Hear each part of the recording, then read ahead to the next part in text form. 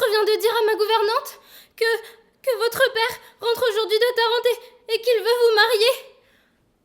Oh, oui, belle Hyacinthe. Et ce sont des nouvelles qui m'ont porté une atteinte cruelle. Mais que vois-je?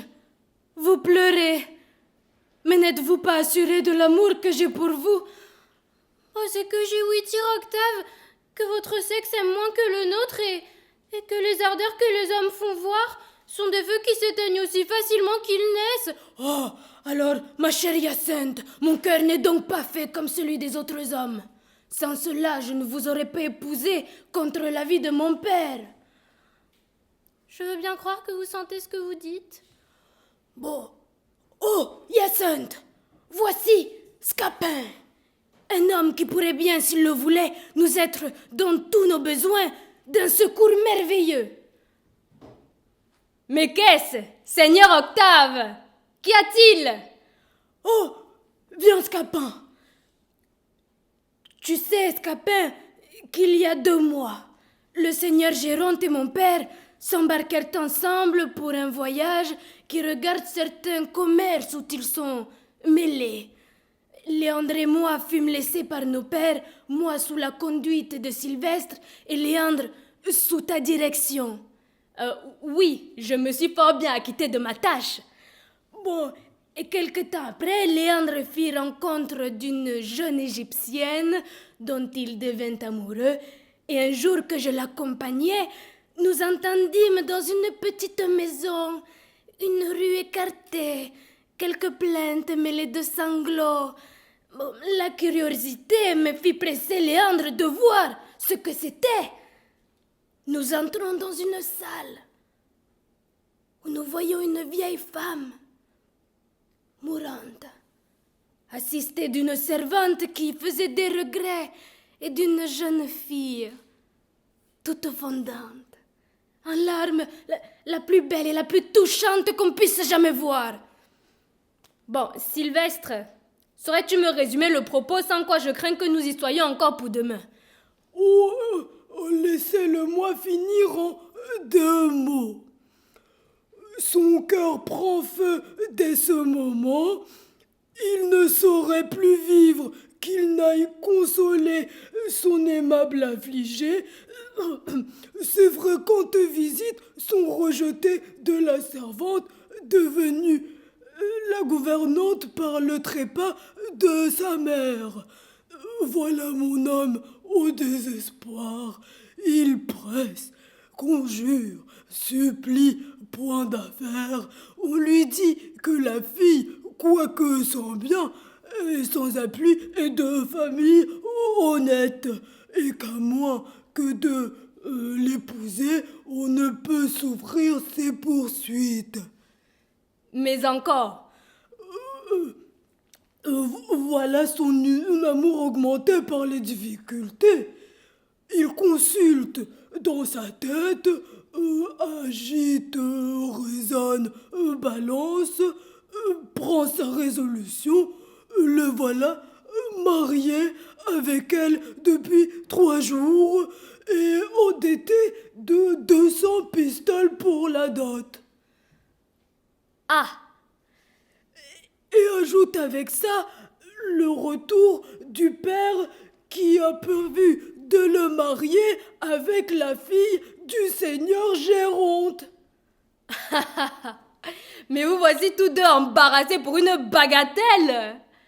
Bon, voyez-vous, j'ai fait quelques grands serments de ne plus me mêler du monde depuis une certaine affaire où je me brouillais avec la justice. Mais, si vous me priez bien, si vous me priez un peu tous les deux, peut-être que... Oh, oh, s'il ne tient qu'à te prier bien fort pour ton aide, je te conjure de tout mon cœur de prendre la conduite de notre barque. Et vous ne dites rien. Oh, je vous conjure, à son exemple, par tout ce qui vous est le plus cher au monde, de bien vouloir servir notre amour. Bon, Il faut se laisser convaincre et avoir de l'humanité. Bon, allez, je veux bien m'employer pour vous. Mademoiselle, allez-vous-en et soyez en repos. Et vous, Octave, préparez-vous à soutenir avec fermeté l'abord de votre père. Oh, je suis prêt à lui tenir tête. Assurément. Assurément. Eh bien, le voilà justement qui arrive. Pauvre espèce d'homme, il s'est enfui aussi vite que sa témérité est arrivée.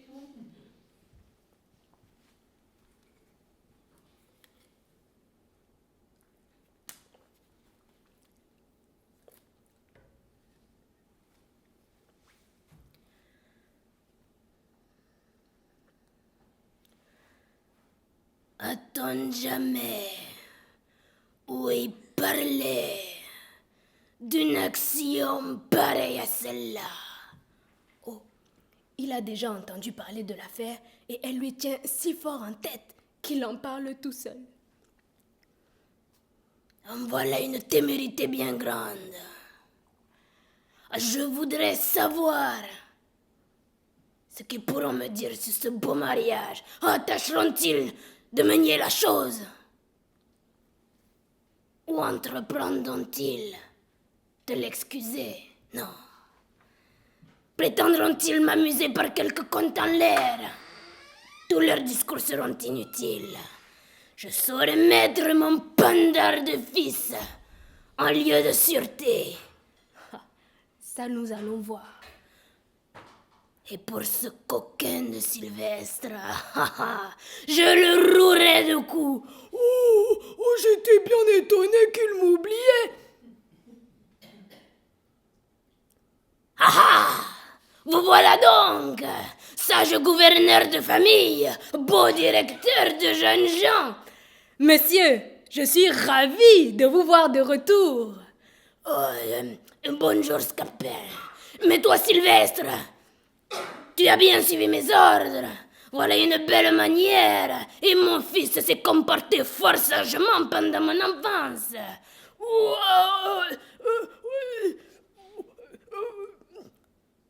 Mais, monsieur, vous vous portez bien à ce que je vois.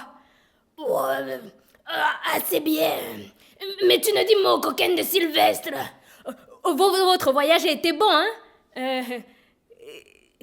Que s'est-il donc passé? Pourquoi cette colère? Mon Dieu, mon voyage était fort bon. Mais laisse-moi un peu quereller en repos. Vous voulez quereller? Oui, je veux quereller. Et qui, monsieur? Ce maraud de Sylvestre. Mais pourquoi? Tu n'as pas ouï parler de ce qui s'est passé durant mon absence. Il y a bien quelque chose à dire à cela, mais je serais assez d'avis que vous ne fussiez point de bruit. Je ne suis pas de cet avis.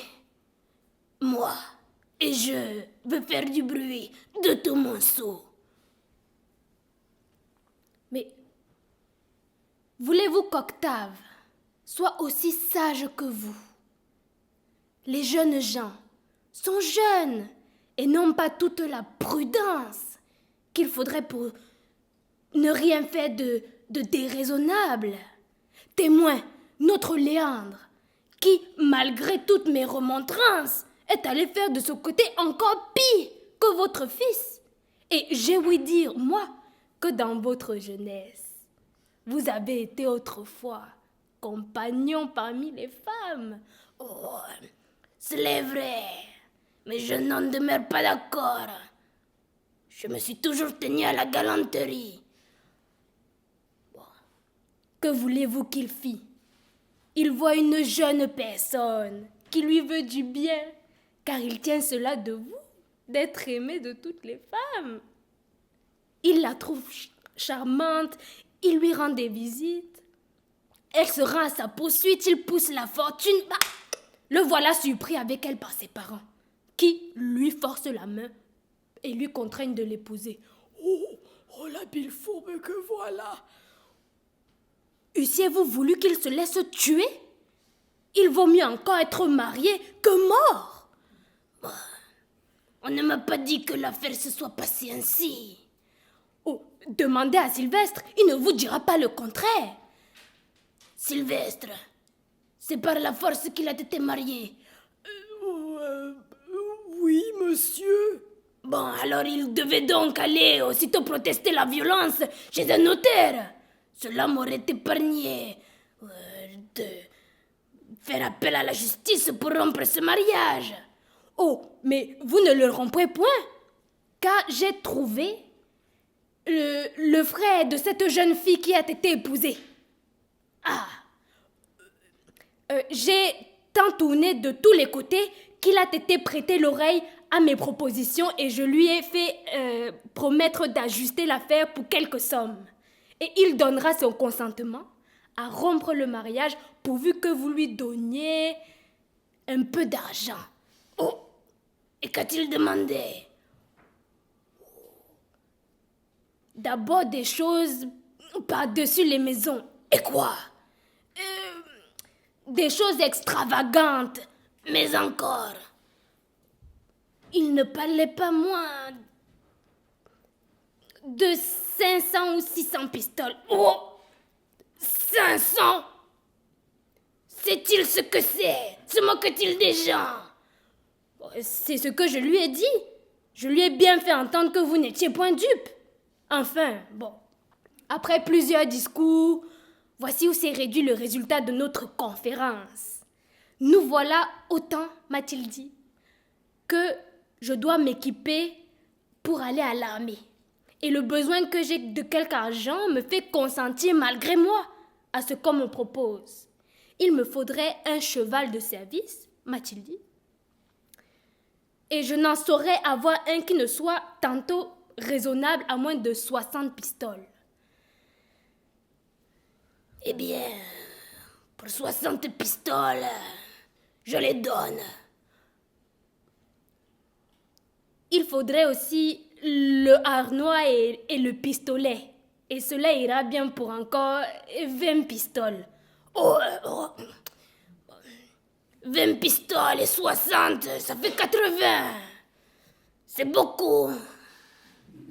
Mais soit, je consens à cela. Il me faut aussi un cheval pour monter mon valet. Et le tout coûtera bien 200 pistoles. Oh, mais comment diantre? Donc il se promène, il n'aura rien. Et je m'en veux plaider. Mais monsieur, pour plaider, il vous faudra de l'argent. Donnez cet argent à cet homme-là et vous voilà hors d'affaire. Oh, comment? 200 pistoles? Oui, mais vous y gagnerez. J'ai fait le calcul. J'ai fait un petit calcul en moi-même. Et j'ai trouvé qu'en donnant 200 pistoles à cet homme-là, vous vous en saurez du reste pour au moins 150. Sans compter les soins, les pailles et les chagrins que vous vous épargnez. Quand il n'y aura à essuyer que les sottises que diraient sur vous devant tout le monde des méchants plaisants d'avocats, j'aimerais mieux, moi, donner 300 pistoles que de plaider. Les avocats, la justice. Bien, bien. Je me résous à donner les 200 pistoles. Et j'en suis ravie pour l'amour de vous. Bon, allons le trouver, je les ai sur moi. Vous n'avez qu'à me les donner. Il ne faut pas pour votre honneur que vous vous paraissiez là, après avoir passé ici pour un autre que vous êtes. Et de plus, je craindrais qu'en vous faisant connaître, il n'allât s'aviser de vous demander davantage. Oui, c'est raisonnable. Mais j'aurais été bien aise de voir comment je donne mon argent. Est-ce que vous vous défiez de moi? Bah non pas, mais... Oh, parbleu, monsieur, je suis fourbe ou je suis honnête homme, c'est l'un des deux. Est-ce que moi, je voudrais vous tromper? Est-ce que dans tout ceci, j'ai d'autres intérêts que le vôtre? Est-ce que j'aurais autre intérêt que celui de mon maître à qui vous voulez vous allier? Non. Si je vous suis suspect, je ne me mêle plus de rien. Et vous n'avez qu'à chercher, dès cette heure, quelqu'un qui accommodera vos affaires. Bon, tiens donc. Non, non, monsieur, ne me confiez point votre argent. Je serais bien aise que vous vous serviez de quelqu'un d'autre. Oh, mon Dieu, tiens!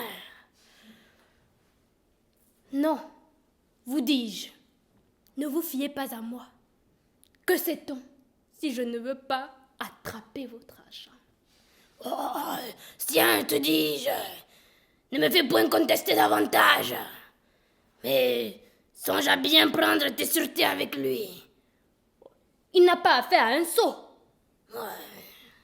Et pour moi, je m'en vais trouver le seigneur Géronte pour lui conter ma disgrâce.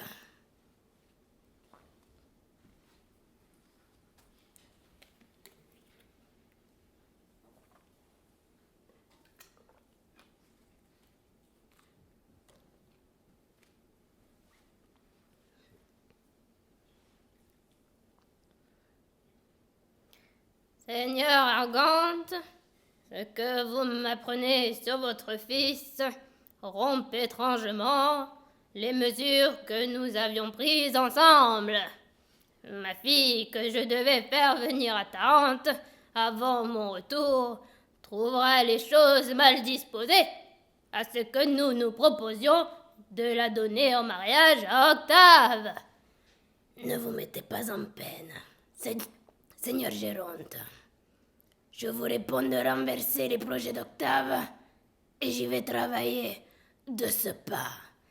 Mais ma foi, Seigneur Argante, voulez-vous que je vous dise, l'éducation des enfants est une chose à quoi il faut s'attacher fortement. Et sans doute, à quel propos cela? Eh bien, à propos de ce que les mauvais débordements des jeunes gens viennent le plus souvent de la mauvaise éducation que leur père leur donne. Cela arrive parfois. Mais que vous voulez dire par là? Ce que je veux dire par là? Oui. Eh bien, que si vous aviez en brave père bien morigné votre fils, il ne vous aurait pas joué le tour qu'il vous a fait. Eh bien, fort bien. De sorte donc que vous avez bien mieux morigné le vôtre. Sans doute, et je serais bien fâché qu'il m'eût rien fait approchant de cela. Eh bien, ce fils que vous avez, un brave homme, un brave père, morigéné, avait fait pire encore que le mien. Eh? Comment? Eh bien, comment? Qu'est-ce que cela veut dire? Cela veut dire, Seigneur Géronte, qu'il ne faut pas être si prompt à condamner la conduite des autres et que ceux qui veulent glosser doivent bien regarder chez eux s'il n'y a rien qui cloche. Je n'entends point cette énigme. Eh bien, on vous l'expliquera. Demandez donc à mon cher Scapin. Et quoi encore? Eh bien, votre Scapin, dans mon dépit, ne m'a dit la chose qu'en gros, et vous pourrez de lui ou de quelqu'un d'autre être instruit de cela.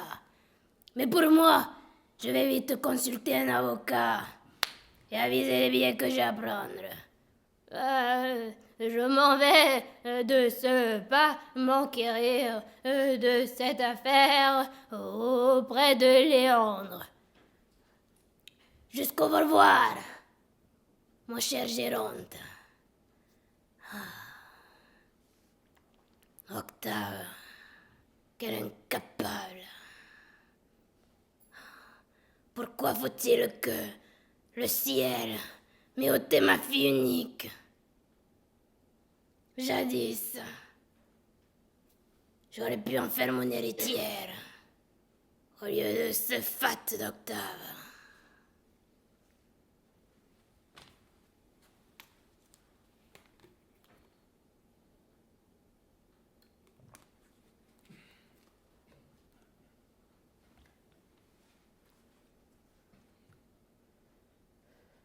me trahir de cette manière. Ce coquin de Scapin qui doit, sans raison, être le premier à cacher les choses que je lui confie. Et le premier à aller les découvrir à mon père. Je jure le ciel que cette trahison ne demeurera pas impunie.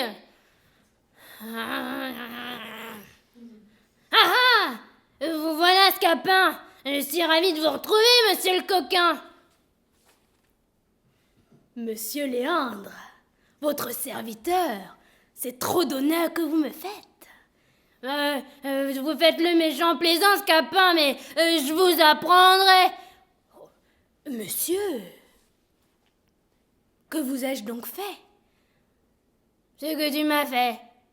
Traître. Je sais le trait que tu m'as joué. On vient de me l'apprendre. Et je veux en avoir la confession par ta propre bouche. Ou je vais te passer cette épreuve à travers le corps. Auriez-vous bien ce cœur-là? Je vous assure que j'ignore tout. Tu l'ignores. Oh, eh bien, monsieur, puisque vous le voulez, je vous confesse que j'ai bu avec mes amis ce gâteau de vin d'Espagne dont on vous fit présent il y a quelques jours. C'est toi, Pandare, qui a bu mon vin d'Espagne et qui a été la raison que j'ai tant cru rêver la servante, croyant que c'était elle qui m'avait fait le tour. Oui, monsieur. Je vous en demande pardon. Je suis bien aise d'apprendre cela, mais ce n'est pas l'affaire dont il est question maintenant. Ce n'est pas cela, monsieur. Non, c'est une autre affaire qui me touche bien plus et je veux que tu me la dises. Monsieur, je ne me souviens pas d'avoir fait autre chose. Tu ne veux pas parler? Oui, monsieur. Il est vrai que vous m'envoyâtes porter un soir une petite montre. Et je reviens au logis, les habits couverts de boue, le visage plein de sang. Et vous dit que j'avais trouvé des voleurs qui m'avaient battu sur la route et dérobé la montre. C'était moi. C'est toi qui as retenu ma montre. Oui, monsieur, afin de savoir quelle heure il est.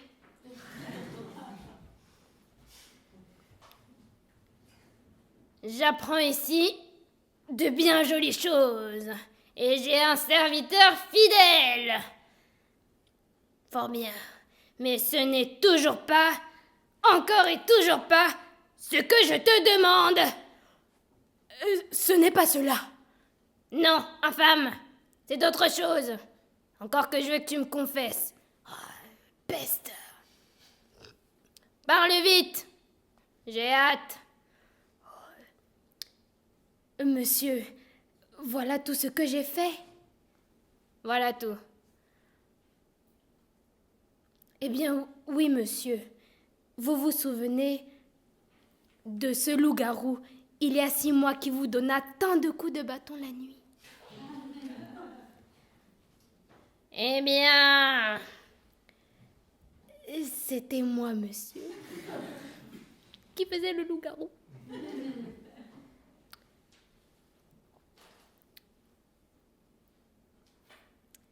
C'était toi, prêtre, qui faisait le loup-garou. Oui, monsieur. Seulement pour vous faire peur et vous ôter l'envie de nous faire courir toutes les nuits, comme vous aviez coutume. Je saurais me souvenir en temps et en lieu de tout ce que je viens d'apprendre. Mais je veux venir au fait. Et tu me confesses ce que tu as dit à mon père. À votre père? Mais je ne l'ai pas seulement vu depuis son retour. Tu ne l'as pas vu? Non, monsieur. Et c'est une chose que je vous ferai dire par lui-même. C'est de sa bouche que je le tiens pourtant. Avec votre permission, il n'a pas dit la vérité. Monsieur Léandre, je vous apporte une nouvelle qui est fâcheuse pour votre amour. Comment? Vos Égyptiens sont sur le point de vous enlever Zerbinette, l'objet de votre amour. Et elle-même, les larmes aux yeux, m'a chargé de venir promptement vous dire que si, très vite, dans 2 heures, vous ne songez pas à leur porter l'argent qu'ils vous ont demandé pour elle, vous l'allez perdre à jamais. Dans 2 heures. Dans 2 heures. Mon pauvre Scapin, que vais-je bien pouvoir faire? Mon pauvre Scapin, je suis mon pauvre Scapin à cette heure qu'on a besoin de moi. Vous ne voulez plus me donner des coups d'épée? Je te pardonne tout ce que tu m'as dit, et puis encore si tu me l'as fait. Ah non, non, non, ne me pardonnez rien. Passez-moi votre épée au travers du corps. Je serais ravie que vous me tuiez. Non, je te conjure plutôt de me donner la vie en servant mon amour. Point. Vous feriez mieux de me tuer. De grâce, ne songe plus à tout cela et pense à me donner le secours que je te demande. Mais le moyen après une avanie de la sorte. S'il ne tient qu'à me jeter à tes genoux, tu m'y vois. Levez-vous. Et une autre fois, ne soyez pas si prompt. Mais tu sais que le temps presse. Ne vous mettez pas en peine. Combien est-ce qu'il vous faut? 500 écus. En plus des 200 pistoles que j'ai déjà tirées du père d'Octave. Bon, je peux aussi tirer cet argent de votre père. Bien qu'à va au dernier degré, je le livre pour une espèce d'homme à qui l'on fera toujours croire tout ce que l'on voudra. Tout beau Scapin, il s'agit de mon père. Bon, on fait bien de scrupules à cela. Mais j'aperçois votre père, hâtez-vous d'aller prévenir Sylvestre que mes stratagèmes sont en cours.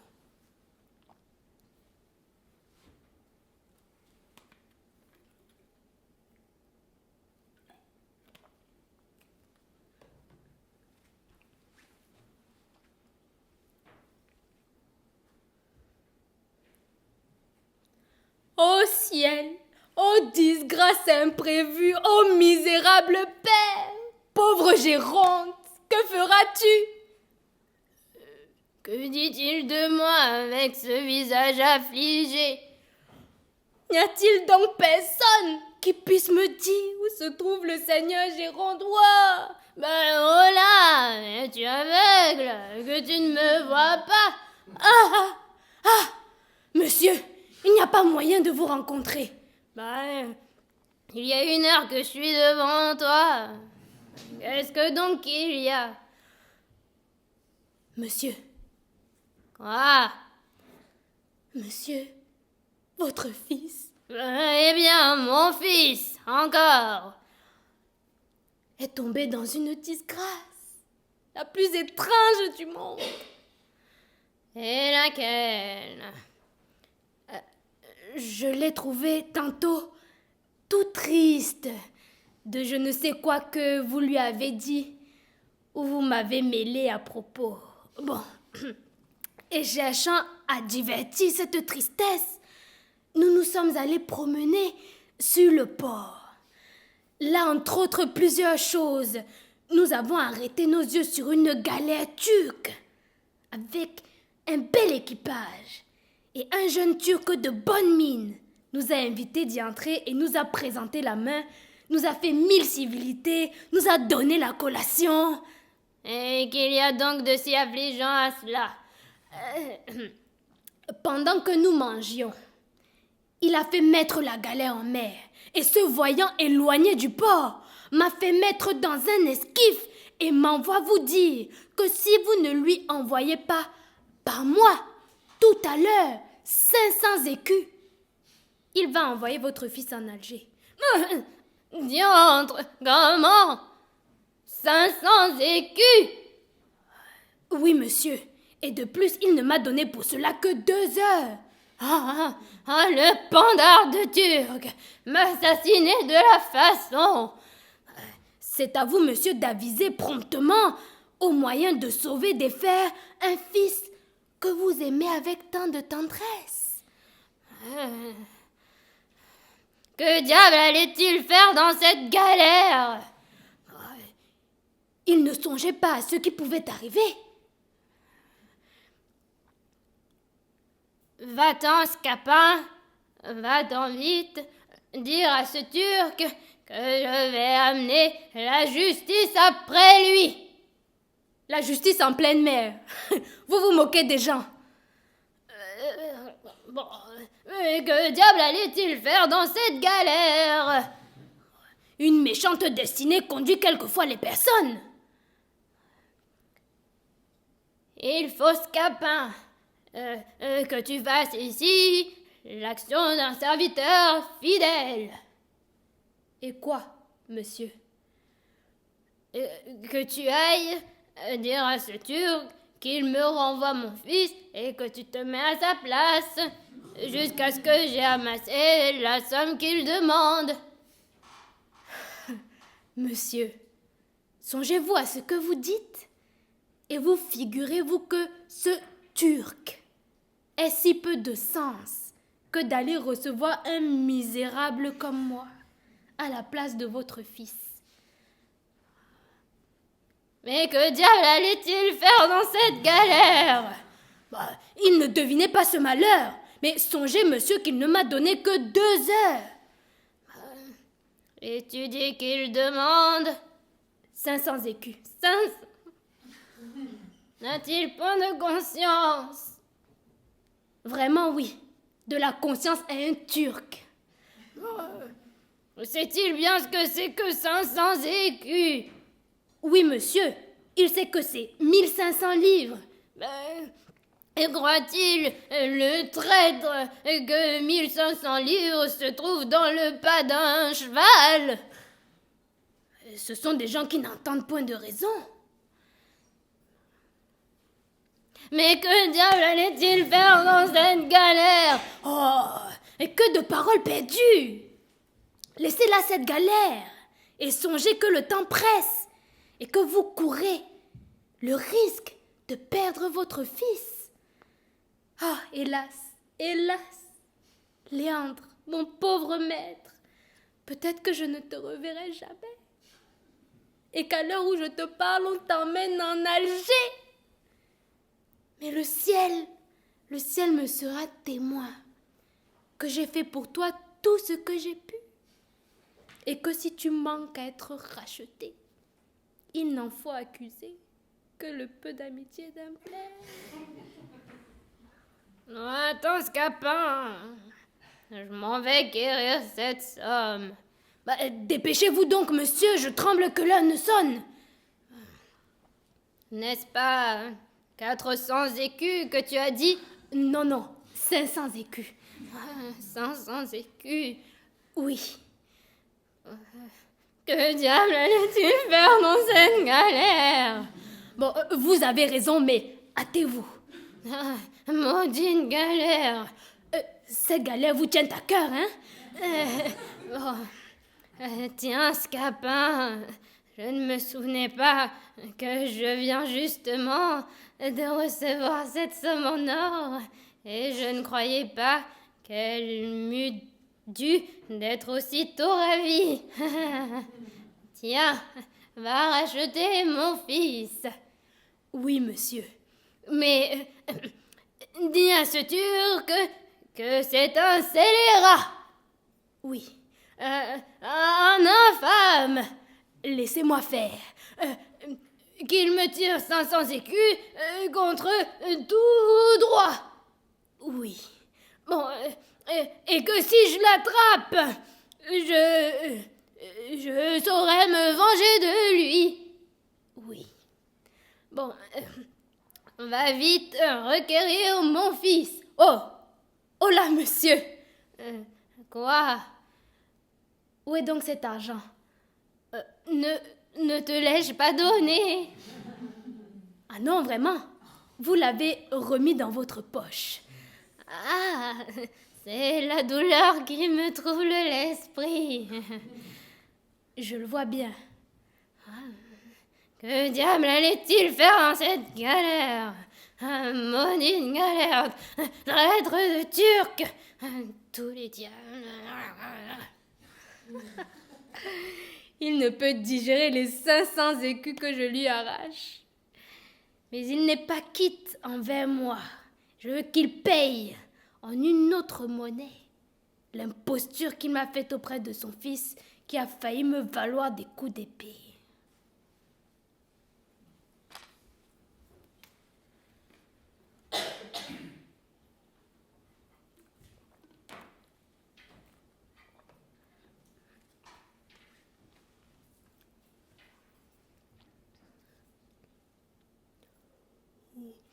Oui, votre amant, arrêtez que je reste auprès de vous pour apaiser votre tourmente, mademoiselle Zerbinette.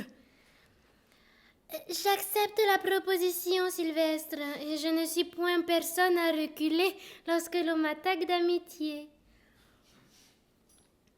Et lorsque c'est l'amour qui vous attaque, que répondez-vous? Pour l'amour, Scapin, c'est autre chose. On y court un peu plus de risques, et je n'y suis point si hardi. Mon maître maintenant, et ce qu'il vient de faire pour vous, doit vous donner un cœur à répondre comme il faut à sa passion. Mais je ne me fie encore que de la bonne sorte, et ce n'est pas assez pour m'assurer entièrement de ce qu'il veut faire de moi. J'ai l'humeur enjouée, sans cesse je ris, mais tout en riant. Je suis sérieuse sur de certains chapitres. Et ton maître s'abusera s'il croit qu'il suffise de m'avoir acheté pour me voir tout à lui. Il doit lui en causer autre chose que de l'argent. Pour répondre à son amour de la manière qu'il souhaite, il me faut un don de sa foi qui soit assaisonné de certaines cérémonies qu'on trouve nécessaires. Bon. C'est là aussi comme il l'entend. Il ne prétend pas, évidemment, vous traiter autrement qu'en tout bien tout honneur. Et je n'aurais pas été honnête homme à me mêler de cette affaire s'il avait eu une autre pensée. C'est ce que je veux bien croire, puisque vous me le dites. Mais du côté du père, j'y vois certains empêchements. Nous trouverons moyen d'accommoder les choses. Bien. Le changement du cœur d'un amant n'est pas ce qu'on peut le plus craindre. On se peut naturellement croire assez de mérite pour garder sa conquête lorsqu'on est joli. Et ce que je vois le plus redoutable dans cette affaire, c'est la puissance paternelle, auprès de qui tout le mérite ne sert de rien. Oh, la tranquillité en amour est un calme désagréable. Un bonheur tout uni ne devient qu'ennuyeux. Et les difficultés qui se mêlent aux choses réveillent les ardeurs, augmentent les plaisirs. Mon Dieu, Scapin, faisons-nous un peu ce récit qu'on m'a dit qui est si plaisant du stratagème dont tu t'es avisé pour tirer de l'argent du vieillard avare. Bon, voilà Sylvestre qui s'en acquittera bien mieux que moi. Il ne sera pas dit qu'impunément on m'ait mis dans un état de me trahir moi-même. Hein, et de découvrir les secrets qu'il était bon qu'on ne sût pas. Bon, allez, je vous irai bientôt rejoindre. J'ai dans ma tête une certaine petite vengeance envers notre chère Géronte, dont je vais goûter le plaisir.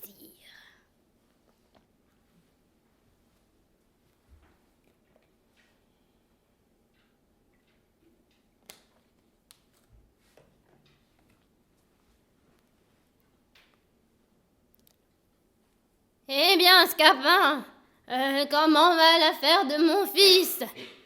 Ah, votre fils, monsieur, est en lieu de cieuté. Mais vous courez maintenant, vous, le péril le plus grand du monde. Et je voudrais pour beaucoup que vous fussiez dans votre logis. Et comment donc? À l'heure que je parle, on vous cherche de tout part pour vous tuer. Moi? Oui, Qui? le frère de cette personne qu'Octave a épousée. Il croit que le dessein que vous avez de mettre votre fille à la place que tient sa sœur est ce qui vous pousse le plus fort à faire rompre le mariage. Et dans cette pensée, il a résolu hautement de décharger son désespoir sur vous et de vous ôter la vie.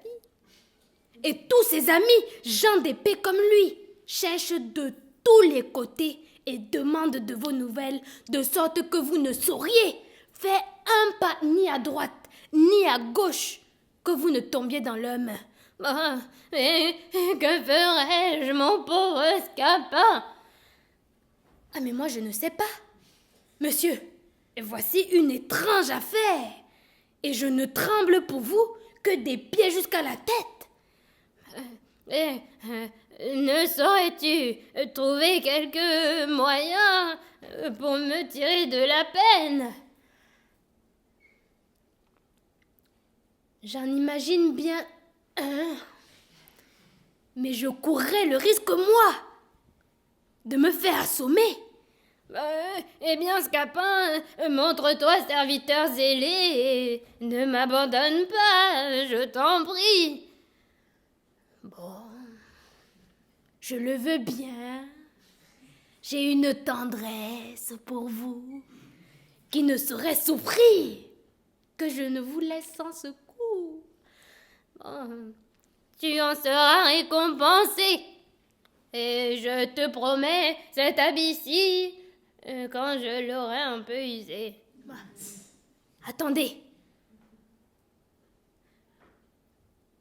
Voilà une affaire que j'ai trouvée fort à propos pour vous sauver. Il faut que vous vous mettiez dans ce sac et que vous vous gardiez de bouger en aucune façon.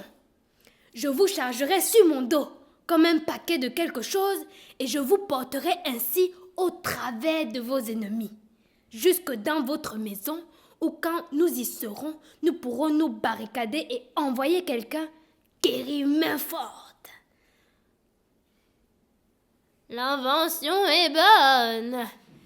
La meilleure du monde, vous allez voir. Et vous me paierez cette imposture. J'ai dit que vos ennemis seront bien attrapés. Mettez-vous jusqu'au fond, hein? Et surtout, prenez garde de ne point vous montrer et de ne point bouger. Quelque chose pourrait vous arriver, hein? Laisse-moi faire, Scapin, je saurai bien me tenir. Cachez-vous, voici un spadassin qui arrive.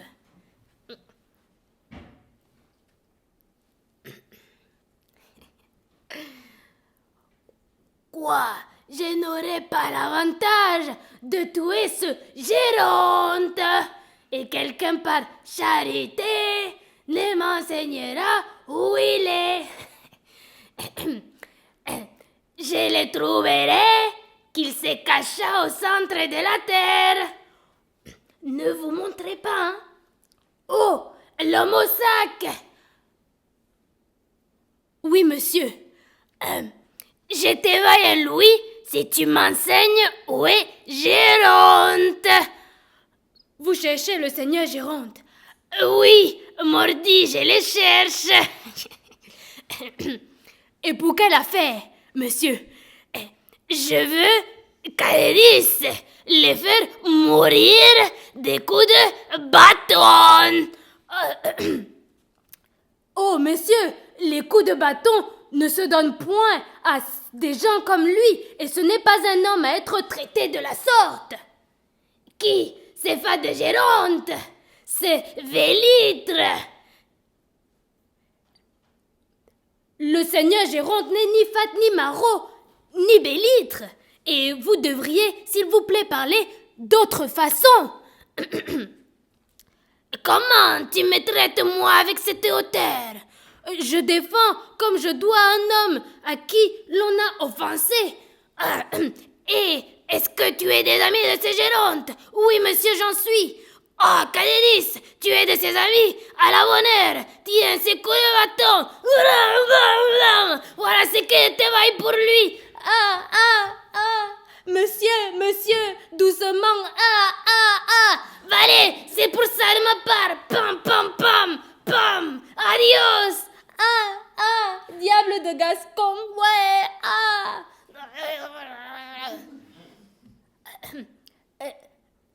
Monsieur, vous pouvez sortir. Je suis tout moulu. Et les épaules me font un mal épouvantable. Comment ça? C'est sur les miennes qu'il a frappé. Oh, nenni, monsieur, c'était sur mon dos qu'il frappait. Mais que veux-tu dire? J'ai bien senti les coups et les s'emmerdent encore. Non, vous dis-je, ce n'est que le bout du bâton qui a tété jusqu'à vos épaules. Tu devais donc te retirer un peu plus loin et qu'il te frappe toi tout seul pour m'épargner. Prenez garde, remettez-vous bien dans le sac. En voici un autre qui a la mine d'un étranger. Allez. Partis-moi courir comme un basque, et moi ne point vouloir trouver le seigneur Géronte. Cachez-vous bien. Dites-moi un peu, vous, monsieur l'homme, s'il vous plaît, vous savoir point où est le Géronte que moi cherchais? Non, monsieur, je ne sais point où est le seigneur Géronte. Mais dites-le-moi, vous, franchement. Moi, lui vouloir pas grand-chose à lui. Les seulement donner un petit régal sur le dos d'une douzaine de coups de bâton et de 3 ou 4 petits coups d'épée. Oh, mais je vous assure, monsieur, je ne sais pas où il est. Oh, mais il me semble avoir vu remuer quelque chose dans ce petit sac. Oh, pardonnez-moi, monsieur, il y a assurément quelque chose, quelque histoire là-dedans. Point du tout, monsieur. Oh, mais mal avoir envie de donner un coup d'épée dans le sac. Monsieur, gardez-vous-en bien. Montrez-le-moi, un peu fou, le sac. Oh, tout beau, monsieur. Comment tout beau? Mais vous ne le verrez point, il n'est pas dans le sac. Oh, que bâtiment! Montrez-moi fou, je l'ai dit. Mais vous n'en ferez rien. Non, je n'en ferai rien. Non, oui, si, non, oh, Moi, pallier ces coups de bâton sur l'épaule de toi, je m'en moque. Non, aïe, plam, plam, plam, je ne dénoncerai point Géronte. Pam, pam, pam, pam, Monsieur, vous êtes sorti du sac. Oui, je suis roué. C'est que notre ennemi vient de s'en aller. Oui, bon, et pourquoi diantre faut-il qu'il frappe sur mon dos? Prenez garde et rentrez dans le sac. Voici là-bas une demi-douzaine de soldats ensemble. Vous devriez bien vous cacher et vous garder de remuer. Allons, tâchons de trouver Géronte. Cherchons partout. N'épargnons rien. Point de pas. Courons dans toute la ville. N'oublions aucun lieu. Visitons tout. Furtons dans tous les coins. Pourquoi? Où irons-nous? Tournons par là. Non, par ici. À gauche, à droite. Nenni. C'est fait. Cachez-vous bien. Camarade, voici son balai. Alors, coquin, il faut que tu nous enseignes où est ton maître. Mais messieurs, ne me maltraitez point. Dis-nous où il est. Oui, parle. Hâte-toi, expédions-nous, dépêchons vite. Tôt. Messieurs, doucement. Si tu ne nous fais trouver un ton maître tout à l'heure, nous allons faire pleuvoir des coups de bâton sur son dos. J'aime mieux souffrir toute chose que de vous faire découvrir mon maître. Alors nous allons t'assommer. Ha, ha, ha, blam, blam, blam, blam, blam, blam. Faites tout ce qu'il vous plaira. Tu veux être battu? Non, je ne trahirai pas mon maître. Ah, tu veux te hâter? Tu veux tâter les coups de bâton? Oh. Infâme! Un traître! Un scélérat! Tu m'assassines! Si je te retrouve!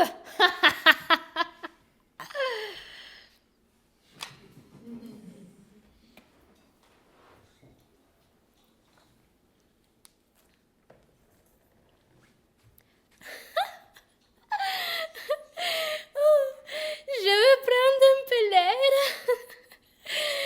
La plaisante histoire et la bonne dupe que ce vieillard. Il n'y a rien de plaisant à cela. Pourquoi vous moquez-vous de moi? Vous n'avez que faire d'en rire. Oh! Quoi? Vous voulez dire, monsieur, je ne vous avais pas vu? Mais qui songe à se moquer de vous? Pourquoi venez-vous ici me rironner alors que l'on ne se connaît pas? Oh, mais cela ne vous regarde point et je lis toute seule d'un conte qu'on vient de me faire le plus plaisant. Je ne sais pas si c'est parce que je suis intéressée dans la chose, mais je n'ai jamais trouvé rien de si drôle qu'un tour qu'on vient de me raconter d'un père qui s'est fait jouer un tour par son fils pour lui attraper de l'argent. Un père par son fils pour attraper de l'argent. Oui, pour peu que vous me pressiez, vous me trouvez assez disposée à vous dire l'affaire. Et j'ai une démangeaison naturelle à faire part des contes que je sais. Et je vous en prie, dites-moi l'histoire. Je le veux bien. Je ne risquerai pas grand-chose à vous le dire, et c'est une aventure qui n'est pas pour être longtemps secrète. Bon, la destinée a voulu que je me trouvasse parmi une bande de ces personnes que l'on appelle Égyptiens, et qui, rôdant de province en province, se mêlent de dire la bonne fortune. En arrivant dans cette ville, un jeune homme me vit et conçut pour moi de l'amour. Bon. Et dès ce moment, il s'attache à moi et le voilà d'abord comme tous les jeunes gens qui croient qu'au moindre mot qu'ils disent, leurs affaires sont faites. Il trouvait une fierté qui lui fit peu corriger ses premières pensées. Il fit connaître sa passion aux gens qui me tenaient et il les trouva disposés à me laisser à lui, moyennant une petite somme. Mais le mal de l'affaire était que mon amant était un peu dénué d'argent. Et il a un père qui, quoique riche, est un avaricieux fiefé, le plus vilain homme du monde. Ne me saurais-je souvenir de son nom? Aidez-moi un peu. Ne pouvez-vous me nommer quelqu'un de cette ville qui soit connu pour être avare au dernier point? Non. Il a un nom qui tient du Oronte. Ah. Oh non. Géronte. Oh. Oui, Géronte, justement. Voilà mon vilain, je l'ai trouvé. C'est de ce ladre-là que je dis. Pour venir à notre compte, nos gens ont voulu aujourd'hui partir de cette ville et mon amant m'allait perdre faute d'argent. Alors, si pour en tirer de son père, nous n'avons pas trouvé du secours dans l'industrie d'un serviteur qui a... Oh, pour le nom du serviteur, je le sais. Je le sais à merveille, il s'appelle Scapin. Un homme incomparable. Ah, coquin que tu es. Ah, voici le stratagème dont il s'est servi pour attraper la dupe. Je ne saurais m'en souvenir que je ne ris de tout cœur. Il est allé trouver ce chien d'avare et lui a dit qu'en se promenant sur le port avec son fils, ils avaient vu une galère turque où il les avait invités à entrer. Qu'un jeune homme turc leur y avait donné la collation. Ah.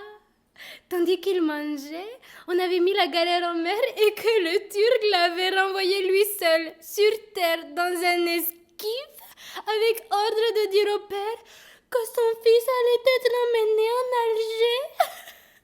Et voilà mon ladre, mon vilain dans de furieuses angoisses et toute la tendresse qu'il a pour son fils, fait un combat étrange avec son avarice. Et 500 écus qu'on lui demande sont justement 500 coups de poignard qu'on lui donne. Il se peut résoudre à tirer cette somme de ses entrailles. Et la peine qu'il lui souffre lui fait trouver 100 moyens ridicules pour revoir son fils, et chaque réflexion est douloureusement accompagnée d'un « mais que diable allait-il faire dans cette galère ?» Mais qu'en dites-vous? Je vois que vous ne riez pas à mon compte. Je dis que le jeune homme est un ponnard, un insolent, et qui sera puni par son père, et que l'Égyptienne est une malavisée, une impertinente de dire injure à un homme d'honneur qui saura lui apprendre à venir ici débaucher les enfants de bonne famille, et que le valet le scélérat qui sera par Géronte envoyé au gibet avant qu'il ne soit demain. Oh, mais monsieur, je vous prie de m'excuser, je n'aurais pas parlé de la sorte si j'avais su que c'était vous. Je ne vous connaissais que de réputation. Comment de réputation? Voilà qui est fort bien. Ne voudrait-on point que je mariasse mon fils avec vous, une fille inconnue qui fait le métier de coureuse? Mon père, ne vous plaignez point. Mon père, ne vous plaignez point que j'aime une inconnue. Elle n'est point sans naissance et sans bien. Ceux de qui je l'ai racheté viennent de me découvrir qu'elle est de cette ville et d'honnête famille, et que ce sont eux qui l'ont dérobée à l'âge de 4 ans. Et voici un bracelet qu'ils m'ont donné pour nous aider à trouver ses parents. Et Sylvestre, bon, allez-y. En effet, Léandre et Sylvestre m'ont fait connaître le bracelet portant mes armoiries. Il s'agit de ma fille, qui m'avait été dérobée lorsqu'elle était enfant, et que je désespérais depuis de retrouver. Oh, voilà qui arrange étrangement nos affaires. Messieurs, il vient d'arriver un accident étrange. Quoi? Le pauvre Scapin? Oh, ce coquin, je veux le faire pendre. Hélas, monsieur, vous ne serez pas en peine de cela. En passant contre un bâtiment, il lui est tombé sur la tête une pierre et il a les os brisés et découvert la cervelle, blablabla. Il se meurt, il a prié que l'on l'apportât ici pour pouvoir le voir mourir. Et où est-il? Le voilà.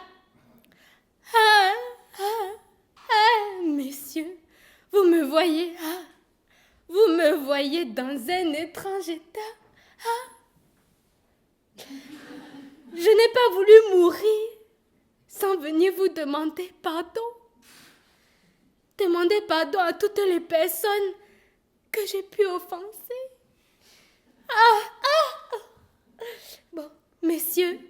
avant que je ne rende mon dernier soupir, je vous conjure de tout mon cœur de vouloir me pardonner de tout ce que j'ai pu faire. Surtout vous, Seigneur Géronte. Ne me parle point davantage. Je n'ai pas envie de te pardonner. Bon, pour vous, Seigneur Géronte, moi je le pardonne. Il s'est montré de bonne volonté. Merci, Seigneur Argante. Et vous? Ça a été une témérité bien grande à moi que les coups de bâton que tu m'as donnés. Je suis désolée, j'ai en mourant une douleur inconcevable de tout ce que je vous ai fait subir. Bon, ne parlons plus de tout ça. Je te pardonne tout. Voilà qui est fait.